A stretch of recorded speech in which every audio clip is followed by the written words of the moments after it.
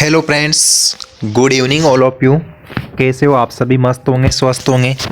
आज मैं आप लोगों के लिए एक शिक्षण वीडियो की बेहतरीन क्लास लेकर आया हूं। इससे पहले मैंने 5-6 क्लासें आपके शिक्षण वीडियो की यूट्यूब चैनल पर डाल रखी हैं। आप लोगों ने अगर क्लासें नहीं देखी हो तो क्लासों को ज़रूर देख लेना, क्योंकि क्लासें शिक्षण वीडियो की क्लास अत्यंत महत्वपूर्ण होने वाली है। क्यों रेट पात्रता में पास करने के लिए शिक्षण वीडियो का अहम रोल है, आप सभी को पता है। हर सब्जेक्ट में 15-15 क्वेश्चन शिक्षण वीडियो से पूछे जाते हैं। तो शिक्षण वीडियो के बहुत शानदार क्वेश्चन जो कि कलाम एकेडमी की टेस्ट सीरीज आधारित और उत्कर्ष क्लासेज टेस्ट सीरीज से और जो महत्वपूर्ण किताबें हैं ऑथेंटिक बुक से लेकर मैं क्वेश्चन लेकर आया हूँ। वहाँ से आप लोगों की परीक्षा में आप लोगों को बहुत हेल्प मिलने वाली है। साथियों, अगर आप चैनल पर नए हो तो चैनल को सब्सक्राइब कर दो, वीडियो को अंतिम समय तक जरूर देखना। शुरू करते हैं बिना किसी देरी के आज की क्लास का पहला क्वेश्चन। देखिए साथियों, आज की क्लास का पहला क्वेश्चन है आपके सामने। पठन कौशल विकसित करने हेतु निम्नलिखित में से सही तरीका कौन सा है? तो पठन कौशल विकसित करने के लिए सबसे बेस्ट तरीका बाल गीत सुनना, बाल साहित्य पढ़ना, श्रुत लेख पर जोर, बाल फिल्म निर्देशन। तो बाल साहित्य पढ़ना। पठन कौशल विकसित करने के लिए बालक को बाल साहित्य पढ़ने के लिए प्रोत्साहित किया जाएगा। तो बी ऑप्शन यहाँ पर आपका सही जवाब हो जाएगा। अगला क्वेश्चन देखिए साथियों। तात्कालिक लक्ष्य से विद्यार्थी की अधिगम समस्या तथा कठिनाई को हल करने हेतु शिक्षण है। तात्कालिक मतलब एट दिस टाइम, इस समय जो हो रहा है। तो विद्यार्थी को अधिगम समस्या और कठिनाई को हल करने के लिए सबसे बेस्ट शिक्षण कौन सा है? उपचारात्मक शिक्षण, निदानात्मक शिक्षण, क्रियात्मक अनुसंधान, अनुवर्ग शिक्षण। दोस्तों, इसका सही जवाब हो जाएगा ऑप्शन नंबर ए, क्योंकि उपचारात्मक शिक्षण बालक की कमियों का पता लगाकर उनका उपचार करने के लिए जो शिक्षण कार्य करवाया जाता है, उसकी कमी को दूर करने के लिए जो उपचार किया जाता है, कमियों को दूर करना अर्थात उपचार करना। अगर अपना जैसे बीमार हो जाते हैं, डॉक्टर किसी बीमारी का इलाज करता है तो वो भी उपचार ही करता है। तो शिक्षक जब किसी बालक की कमी को दूर करता है तो वो उसका उपचारात्मक शिक्षण के अंतर्गत आएगा। ए ऑप्शन यहाँ पर आपका सही जवाब हो जाएगा। बढ़ते हैं नेक्स्ट क्वेश्चन की तरफ। अगला क्वेश्चन है दोस्तों, उच्च प्राथमिक स्तर पर मौखिक भाषा शिक्षण की प्रत्यक्ष विधि का सही उदाहरण है। तो मौखिक भाषा की बात की जा रही है आपके सामने। मौखिक मतलब ओरल, जो आपके ओरल टेस्ट होते थे स्कूल टाइमिंग पे। तो ओरल टेस्ट अर्थात मौखिक भाषा, भाषा के 3 रूप, लिखित भाषा, मौखिक भाषा, सांकेतिक भाषा। तो मौखिक भाषा की प्रत्यक्ष विधि का सही उदाहरण स्टैंडर्ड कौन सा है? उच्च प्राथमिक स्तर अर्थात 12th लेवल के जो बच्चे हैं उनके लिए सबसे बेस्ट विधि कौन सी? प्रत्यक्ष विधि। ऑप्शन प्रदर्शन निर्देशन, आदर्श संभाषण, अभिनय प्रदर्शन, सहानुभूति पूर्वक। तो अभिनय प्रदर्शन, अभिनय मतलब नाटक। अगर कोई भी नाटक का आयोजन किया जाता है, जब विद्यालय में कोई सांस्कृतिक कार्यक्रम का आयोजित किया जाता है तो नाटक किया जाता है कुछ बालक बालिकाओं के द्वारा। तो नाटक को वही बालक बालिका कर सकते हैं अच्छे तरीके से जिनकी बोलने का तरीका अच्छा हो, उनका उच्चारण अच्छा हो। तो अभिनय मतलब नाटक प्रदर्शन। तो नाटक प्रदर्शन के लिए मौखिक भाषा में परिपक्व होना जरूरी है। मौखिक भाषा का कौशल सबसे सटीक होना चाहिए उसका। अगला क्वेश्चन देखिए साथियों, आपके सामने है, ये देख लो। आरटी एक्ट RTE अधिनियम, राइट टू एजुकेशन, शिक्षा का निःशुल्क शिक्षा का अधिकार अधिनियम की बात करें तो यहाँ से पक्का 2 या 3 क्वेश्चन आपके एग्जाम में पूछे जाएंगे। दोस्तों, इनको हल्के में नहीं लेना, क्योंकि 2 या 3 क्वेश्चन बहुत मायने रखते हैं। अगर आपको मेरिट लिस्ट से एक क्वेश्चन में भी आप लाखों बच्चों से नीचे चले जाते हो साथियों, तो RT अधिनियम से ये क्वेश्चन पूछा गया है। बहुत बेहतरीन क्वेश्चन है। RT अधिनियम 2009 के अनुसार प्रारंभिक शिक्षा का अर्थ वेरी मोस्ट इंपॉर्टेंट है, स्टार लगा लेना। तो RT अधिनियम 2009 के अनुसार प्रारंभिक शिक्षा का अर्थ क्या है? इसका जो सही जवाब हो जाएगा ऑप्शन नंबर ए, पहली कक्षा से 8वीं कक्षा तक की शिक्षा। बिल्कुल राइट है। आज भी गांव में कक्षा 1 से कक्षा 8 तक के विद्यार्थियों को निःशुल्क शिक्षा दी जाती है। या फिर 6 से 14 वर्ष तक के बालकों की बात करूं तो मैं 6 वर्ष तक तो बच्चा आंगनबाड़ी में पढ़ता है, 2 साल तक तो जब 4 वर्ष का हो जाता है तो उसको आंगनबाड़ी भेजना शुरू करते हैं। फिर कक्षा 6 वर्ष से 14 वर्ष तक, तो 14 वर्ष का होने पर वह 8वीं पास हो जाता है। फिर उसको उच्च माध्यमिक विद्यालय में रखा जाता है। तो 6 से 14 वर्ष कर आरटी एक्ट है जो निःशुल्क एवं अनिवार्य बाल अधिकार अधिनियम है दोस्तों, इसका संविधान में भी उल्लेख है। अगला क्वेश्चन, आरटीई अधिनियम 2009 के अनुसार निम्नलिखित में से किस प्रमाण पत्र के बिना कोई विद्यालय स्थापित नहीं किया जाएगा। दोस्तों ऐसे थोड़ी हर कोई विद्यालय खोल लेगा, तो उसके लिए क्या चीज़ जरूरी है, किस प्रमाण पत्र की आवश्यकता है, आरटीई अधिनियम 2009 के अनुसार बताना है आप लोगों को। वेरी इंपॉर्टेंट क्वेश्चन रहेगा, स्टार लगा लीजिए। प्रशंसा, मान्यता, नियम एवं शर्तें, प्राधिकार। सही ऑप्शन हो जाएगा ऑप्शन नंबर बी, उसको बोर्ड से मान्यता प्राप्त होनी चाहिए दोस्तों। आरटीई अधिनियम के तहत ये कहा गया है कि मान्यता प्राप्त होनी चाहिए राज्य सरकार के द्वारा, तभी निजी विद्यालय या सरकारी विद्यालय का संचालन किया जा सकता है। तो अभी आपके गांव में, शहरों में जो भी निजी विद्यालय, प्राइवेट स्कूल चलते हैं, उन्होंने सबने मान्यता ले रखी है दोस्तों राजस्थान सरकार के द्वारा। अगला क्वेश्चन देखिए आपके सामने, निम्नलिखित में से कौन सी मानसिक मंदता के वर्गीकरण के अंतर्गत नहीं आता। वेरी वेरी इंपॉर्टेंट, मानसिक मंदता। तो मानसिक मंदता के अंतर्गत कौन सा नहीं आता।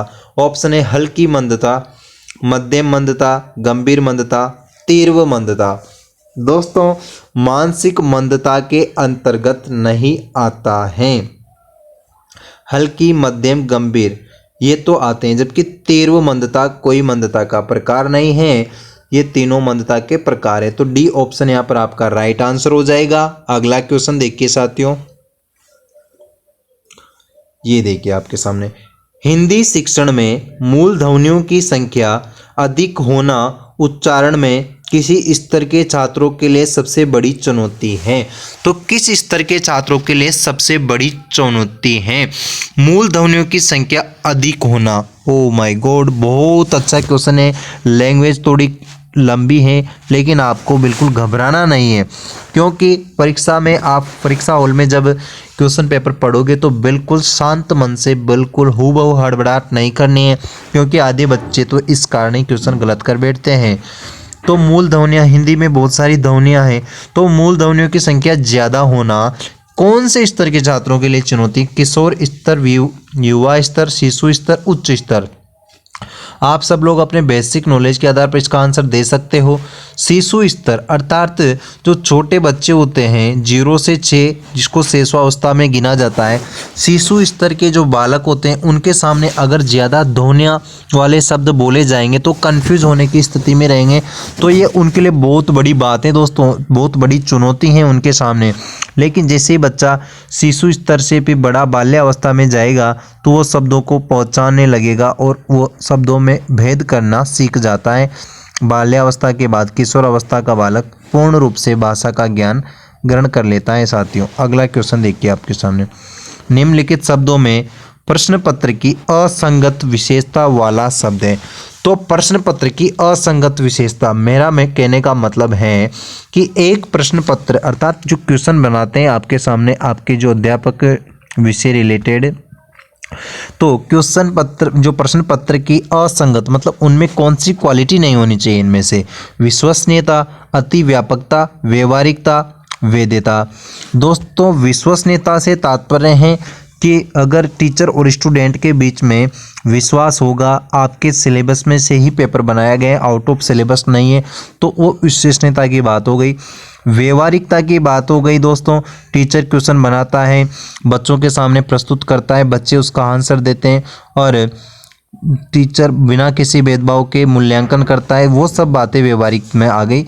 वैधता हो गई, वैधता में आएगा दोस्तों कि अगर टीचर 1 या 2 बार कितनी भी बार मूल्यांकन करे, अगर अंक बार में बिल्कुल अंतर नहीं आ रहा है, समान अंक आ रहे हैं, तो वो वैधता वाली बात हो गई। अति व्यापकता, इनका कोई अंग नहीं दोस्तों, प्रश्न पत्र में अति व्यापकता शब्द का कोई उल्लेख नहीं है, तो बी ऑप्शन यहाँ पर आपका सही जवाब हो जाएगा। अगला क्वेश्चन देखिए साथियों, निम्नलिखित में से कौन सा व्यक्तित्व का आकलन करने की एक व्यक्तिगत विधि नहीं है।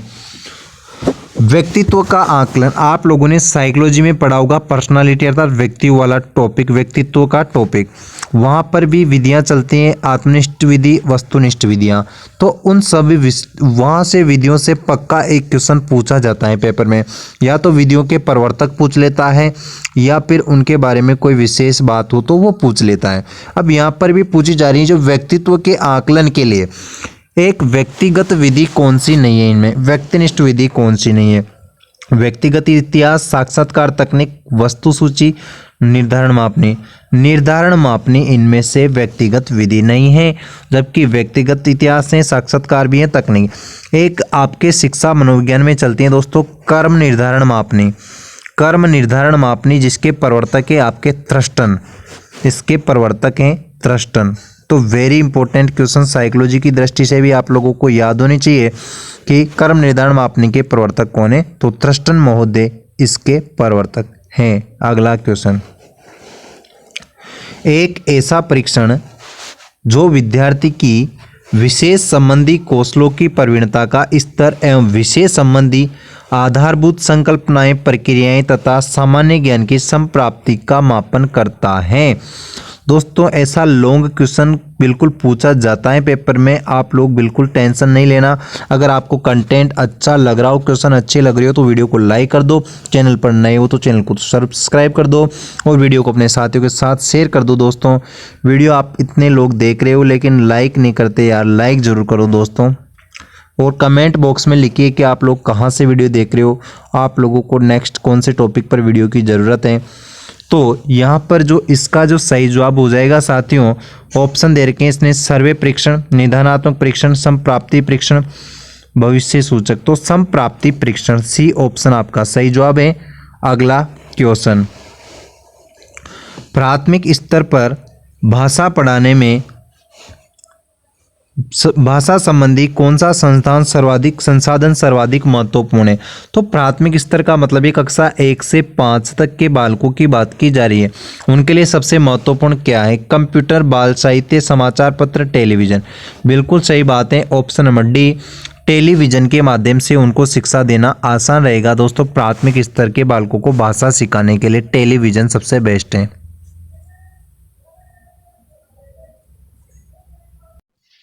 दोस्तों इसका आंसर हो जाएगा ऑप्शन नंबर डी आपके सामने, टेलीविजन यहाँ पर सही जवाब हो जाएगा आपके सामने, ऑप्शन नंबर डी। अगला क्वेश्चन देखिए, निम्नलिखित में से असत्य कथन कौन सा है। वेरी मोस्ट इंपॉर्टेंट रहेगा। असत्य कथन एक तो पूछता ही है एग्जामिनर, क्योंकि हमेशा आपको कंफ्यूज नहीं होना, असत्य पूछ रहा है तो असत्य को वहाँ पर अंडरलाइन कर लीजिएगा। बहुत सारे बच्चे क्वेश्चन पढ़ने में ही मिस्टेक कर देते हैं, वो सोचते हैं कि सत्य पूछ रहा है तो वहीं पे कंफ्यूज हो जाते हैं। मापन परिमाणात्मक अभिव्यक्ति, मूल्यांकन परिमाणात्मक गुणात्मक अभिव्यक्ति है। मापन के अभाव में मूल्यांकन का कार्य वैज्ञानिक है। मापन एकांकी, मूल्यांकन बहुमुखी है।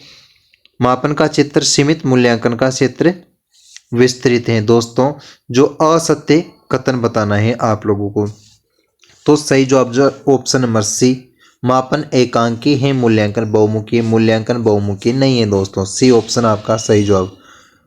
अगला जो क्वेश्चन देखिए, सामाजिक विज्ञान में कक्षा में दिए जा रहे वक्तव्य से मुख्य बिंदु समझने की कोशिश कर रहे हैं और मुख्य बिंदु लिख रहे हैं, इस कौशल को क्या कहेंगे। तो मुख्य बिंदु समझने की कोशिश कर रहे हैं और मुख्य बिंदु को लिख रहे हैं। अध्ययन कौशल, श्रवण कौशल, लेखन कौशल, संज्ञानात्मक कौशल। सामाजिक विज्ञान की कक्षा में तो समझने की कोशिश कर रहे हैं और लिखने की कोशिश कर रहे हैं, तो श्रवण कौशल का काम ले रहे हैं दोस्तों, क्योंकि सुनने पर ही तो लिखने में सक्षम हो रहे हैं। तो बी ऑप्शन आपका सही जवाब हो जाएगा। बढ़ते हैं अगले क्वेश्चन की तरफ। ये देखिए साथियों, आदर्श पठन, विशेष सामग्री के प्रश्न पूछना, विविध प्रतियोगिताओं का आयोजन, कहानी, नाटक, बाल कार्यक्रम सुनना, बच्चों के बैठने का आसन ठीक करना इत्यादि गतिविधियां श्रवण कौशल विकास के लिए किस स्तर के बालकों के लिए हैं। शैशव स्तर, उच्च प्राथमिक स्तर, प्रौढ़ शिक्षण स्तर, महाविद्यालय शिक्षण स्तर। अब दोस्तों आपके जो सामने बात की जा रही है बाल साहित्य कार्यक्रम, कहानी, बच्चों के बैठने का आसन ठीक करवाना, ये सब है उच्च प्राथमिक स्तर के बालकों के लिए बेहद जरूरी आवश्यकता है दोस्तों। क्योंकि विषय सामग्री के प्रश्न पूछना आदर्श पठन उच्च प्राथमिक स्तर के बाल के जानेंगे तो उनके लिए बेहद जरूरी है। बी ऑप्शन आपका सही जवाब हो जाएगा। बढ़ते हैं अगले क्वेश्चन की तरफ। विद्यार्थी किसी विचार बिंदु मानस मंथन करते हैं, संयोजन करते हैं, प्रारूपण करते हैं, संपादन करते हैं और अनंत अपने कार्य की पुनरावृत्ति भी करते हैं। इस प्रक्रिया द्वारा कौन सा कौशल प्रतिबिंबित होता है? पठन कौशल, वाचन कौशल, लेखन कौशल और श्रवण कौशल। दोस्तों जो विद्यार्थी हैं वो विचार मंथन करते हैं, प्रारूपण करते हैं, संयोजन करते हैं, तो इसका जो सही जवाब हो जाएगा आपके सामने वो है पठन कौशल। ए ऑप्शन सही जवाब है आपका। अगला क्वेश्चन देखिए, ये देखिए दोस्तों, भाषा अधिगम की और शिक्षक शास्त्रीय व्यवस्था में दोनों की अनुप्रयोगिता के बारे में सैद्धांतिक स्थितियां और मतों को क्या कह सकते हैं? भाषा और भाषा अधिगम में शिक्षक और शिक्षा शास्त्रीय अनुप्रयोगिता के बारे में सैद्धांतिक स्थितियों को क्या कहेंगे? युक्ति, पाठ्यक्रम, विषय वस्तु और उपागम। तो उपागम इसका जो सही जवाब हो जाएगा। ऑप्शन नंबर डी आपके सामने राइट आंसर है। अगला क्वेश्चन, ये हो ही गया था दोस्तों क्वेश्चन।